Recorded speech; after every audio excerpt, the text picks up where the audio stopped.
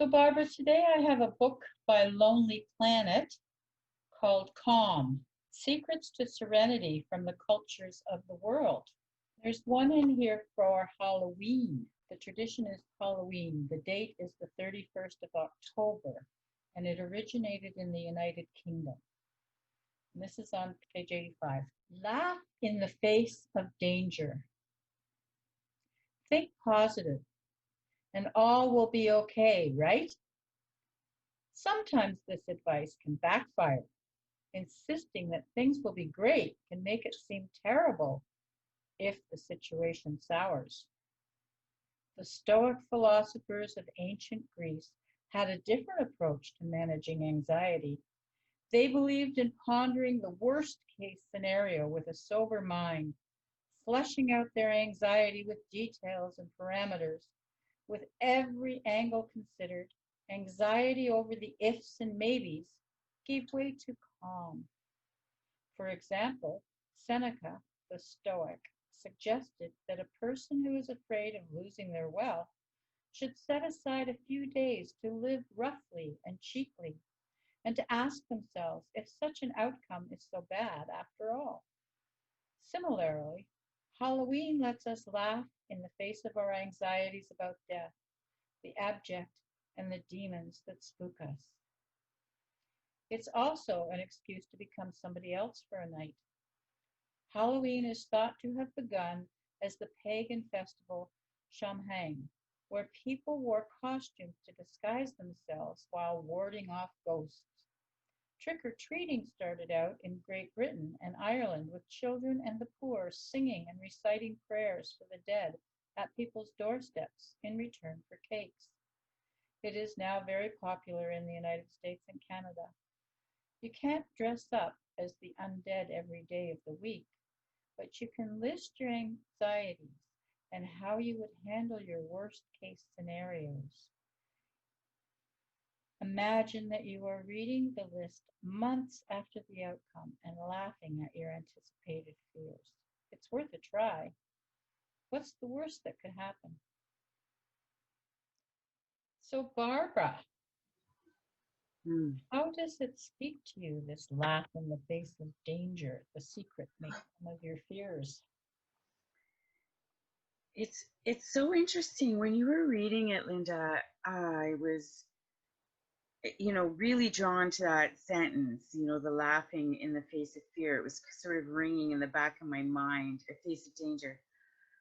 And it made me realize that imagination, it leads us to set intention. So what they were saying here is, even in the worst case scenario, to use your imagination and go into like visualizing the way you want it, or the steps in which you think all the different ways that it could play out.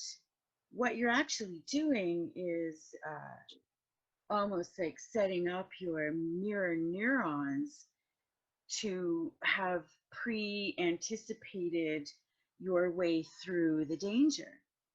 Now we understand visualization in a way that, where professional athletes will go into visualization as a technique of their training, because they understand the neurobiology of it, that our body doesn't actually know the difference between what's happening when we're in a deep meditative visualization state, and whether, like, when you're actually doing what you're trying to visualize, like running on a track. Athletes visualize whatever it is that they're doing, like mental exercise and stuff. So that's one of the things that I was thinking was, isn't this interesting? And then how far we are from this core beginning, this first intention of Halloween, to help us laugh in the face of our anxieties about death and the abject and the demons that spook us. And right now we're so far from that. Like, it's actually literally just a yearly event on one level. So I find that so interesting. And we are as in Western society and in the circles that I have been in all of my life, visualizing and using your imagination to set good intention has been the focus. And what I personally have felt missing in my life has been sweeping out the shadows in my life and getting deep into that work, which is one of the things that the Virtues Project has helped me to do along the way. So now reading this, thinking about the beginning of Halloween and how it started, this whole Stoic suggestion that people dive into their fears and they dance with the demons. It makes me feel better. Yeah. And I also, Halloween has always typically been one of my favorite um, times of year. And going to this Wikipedia page today has, in our question of when did Halloween begin, we, I discovered the controversy in cultures, the clashing of the cultures. And that's what is striking me right now, is how even though we come up against this every single year, this is celebrated and clashed upon by cultures throughout the history of humanity and religions, and yet it's no big deal. Like, we've really lost um, the deeper root and the true meaning of I don't know, something, and I'm not quite sure what it is. Anyway, that's all I'm going to say at this point. Thank you. Mm.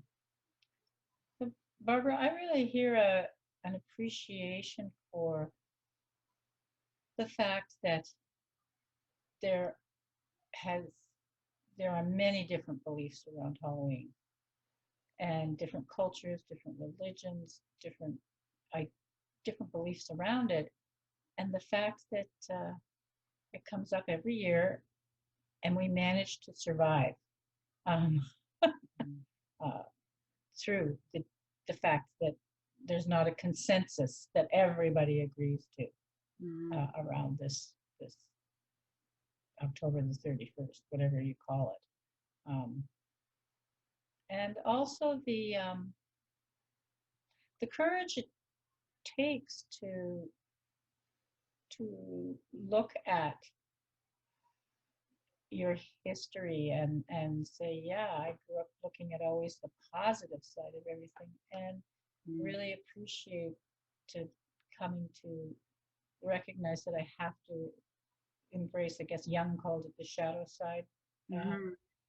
Yeah, the parts of ourselves that we can't disown the fact that we have things in us, like, our determination can cross the line and be too strong, and that the Virtues Project helped you be able to explore the balance between the different virtues, as opposed to denying that maybe sometimes our behaviors are, not as positive as we'd like to believe ourselves to be, that we all have those negative attitudes by times and what have you. Yeah, thank you. Yeah. And just as a point of clarity, when I hit 50, the shadow came up and met me. I did not even know it was there until it started bubbling up to the surface. Anyway, that's a whole other podcast. But it wasn't a choice. I think is the point that I need to make. It wasn't a choice for me. I didn't go searching for the shadow. It wasn't like I saw a course and I thought, oh, I'm going to go do this work. Mm-hmm. I didn't even know about shadow work at that point. And um, there was no containing it. I didn't even know I had harbored shadows. I didn't even know. I was such an optimistic, positive person. Ask anyone who knew me for years. People used to, anyway, it's a whole other thing. But yeah, I didn't go looking for it. It came and met me. So that's an interesting consideration, I think, too. Well, really, thank you for your honesty and the courage to be that honest. Thank you. Mm. Tell me how it's touching you today. Well, it's interesting because I grew up with Halloween just being a time to dress up, and the best Halloweens I remember with my best friend Laura and I when we actually made our own costumes. And one year we took old drapes and we made ourselves into what our idea of what it would be to be like dressed like Japanese women. We made these kimonos and everything. And so we were, again, using it to express our creativity.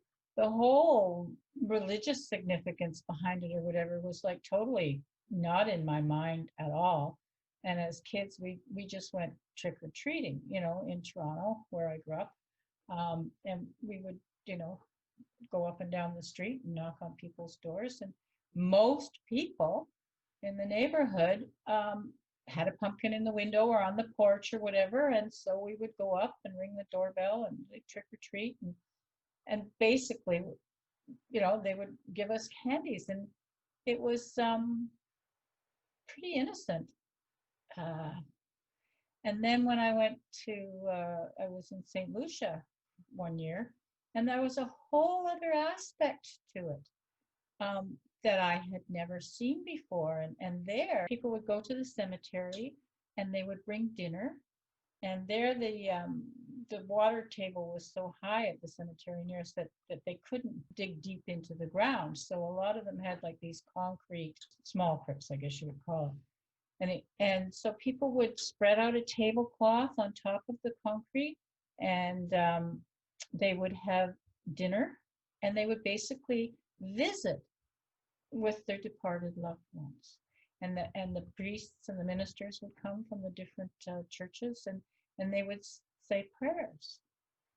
And so people would visit with their departed loved ones. So it had a whole different context to it than what I had grown up with. When I lived in Prince Edward Island, wow, I was amazed by how much people decorated for Halloween. Like their houses were decorated, a lot of them to the same extent that, people would decorate for Christmas, with lights and decorations outside. And so again, different places I've been at different times in my life have celebrated it differently. And I was struck as we did our research through we just looked up on Wikipedia about Halloween, and to see how much has evolved in different cultures over the years and how many different beliefs there are about how it started, where it started, what its significance was. And so again, it just shows how we as human beings, we don't know what we don't know. But when they talk in this laugh in the face of danger piece that we've just read, the idea that how we manage our anxiety in different ways, and that one approach is to think about the worst case scenario, put yourself in that. I mean, I grew up in that kind of an environment where it was kids were taught to be tough it out, And we spent our summers at the cottage and were sent to camp and learned to rough it and hang out in the woods.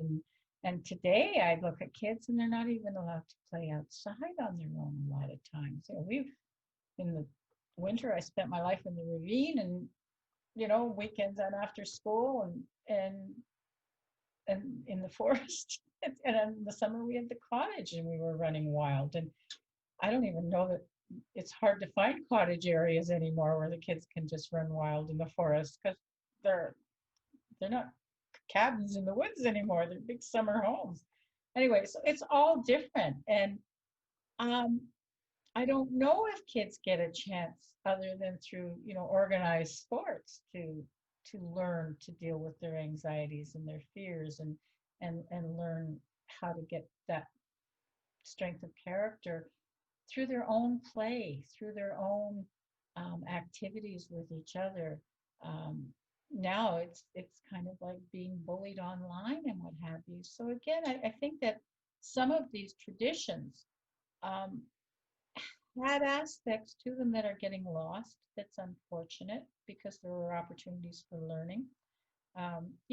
We would go out. It's scary. It was after dark. When you're a small child, we didn't go out after dark a lot with our friends. We usually had to come in when the street lights came on. So it was facing the fear of the darkness. It was going up to doors of strangers, or the neighbors. But still, we didn't know all the neighbors really well. Some of them we did, some of them we didn't.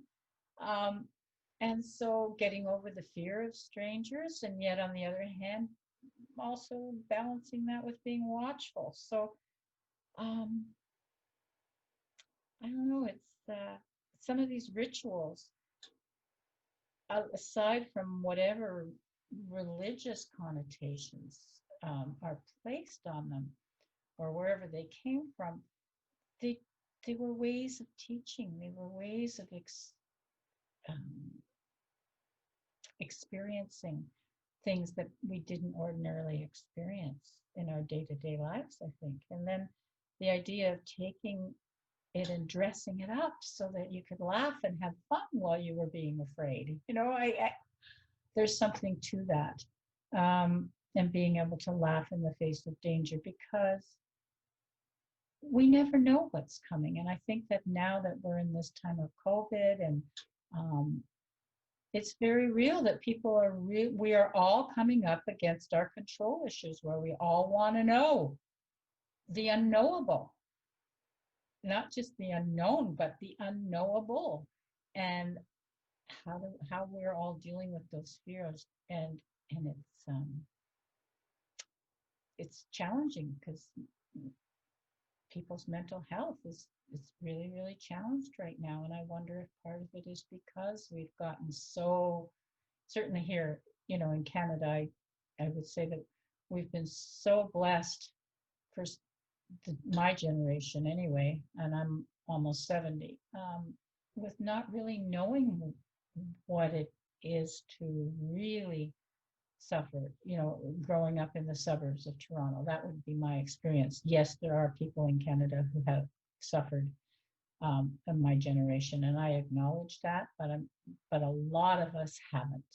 And so we've become so that we think we should know everything, and that everything is predictable. And when it's not, we don't have the resources to cope. And,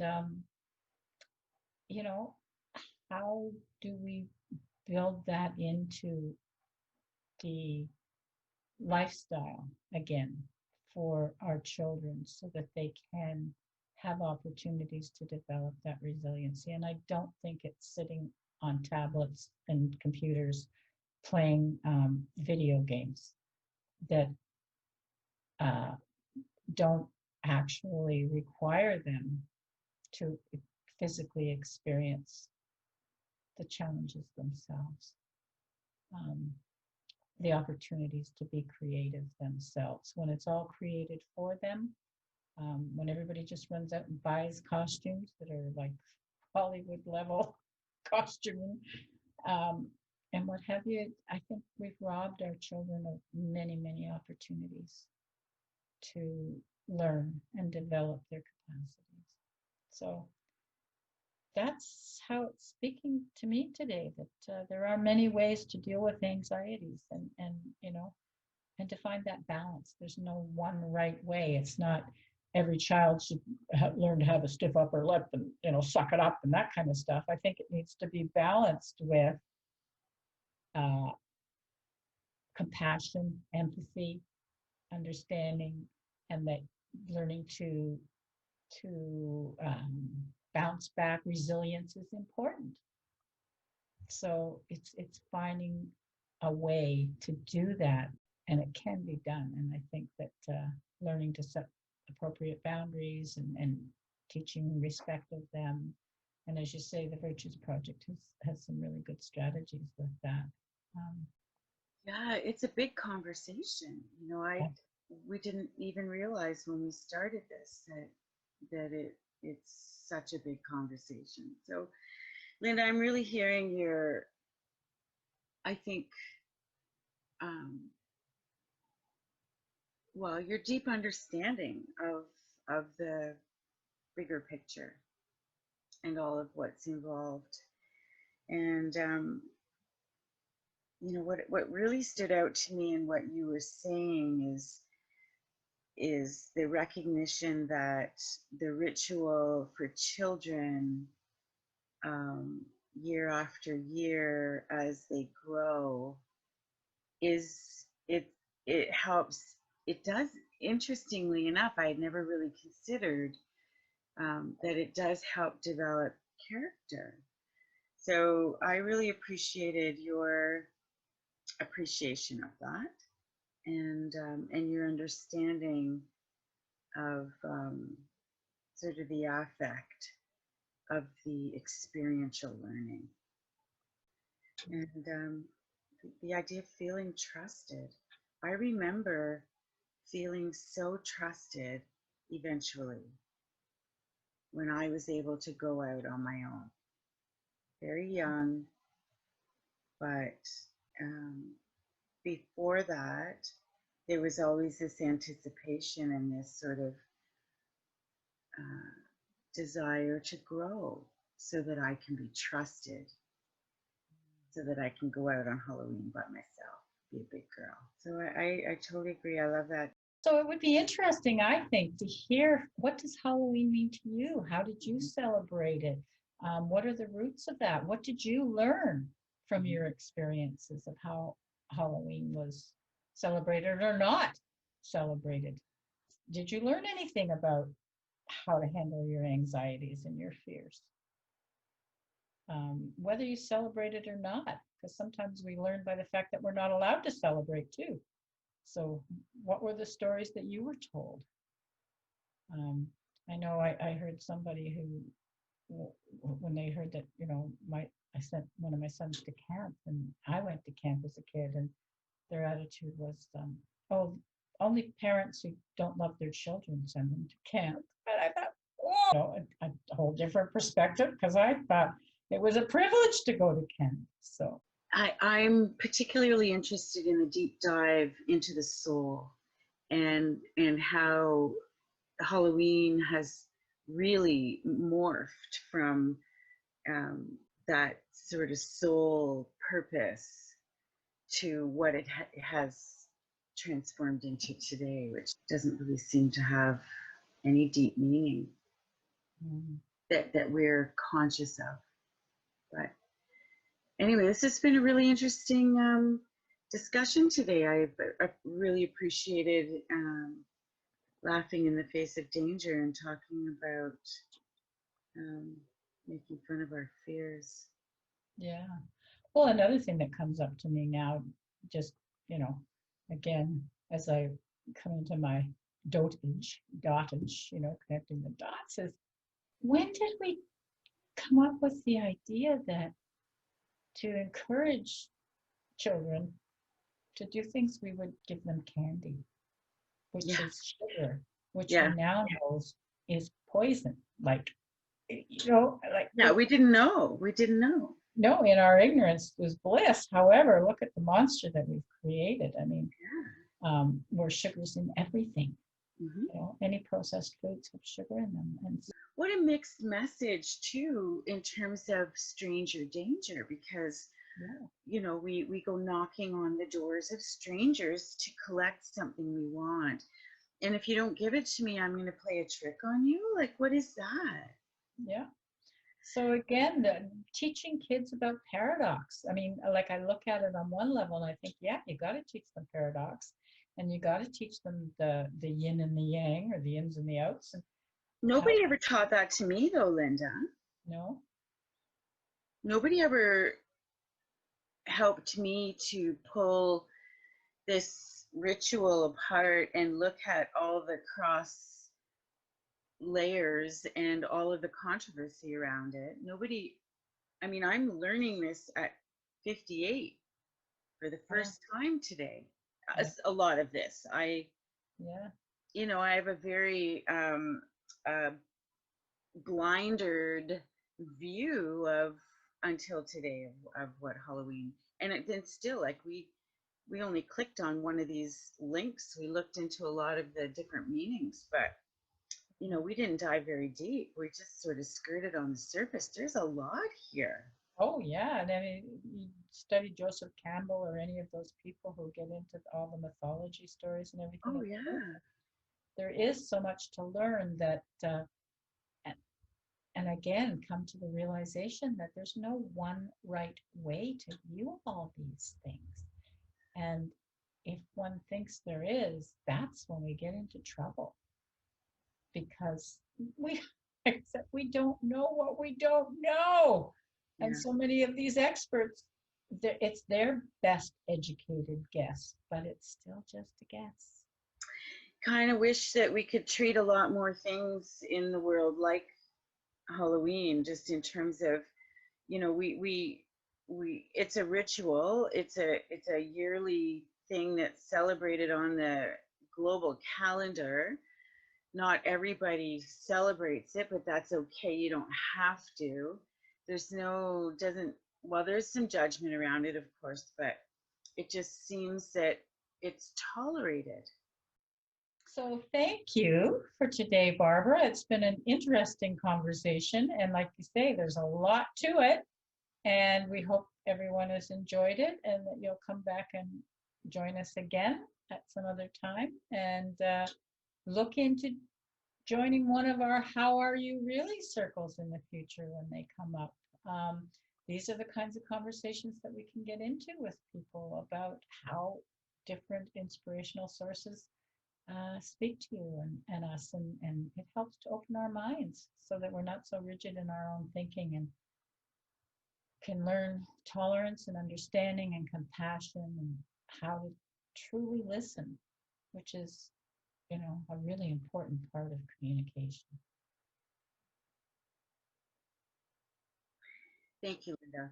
This has been a lovely reminder for me that the roots of this celebration um, go deep. They go really, really, really, really deep. And we've completely lost the meaning and context. So I'm going to do my own little deeper dive in terms of the opening, sort of just the time, just using the time for my own healing. Mhm. We'll see where that Yeah. goes. Thank you.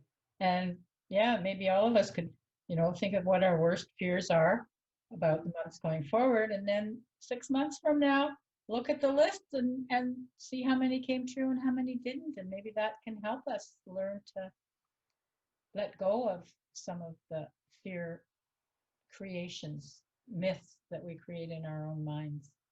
Yeah, the stories we make up.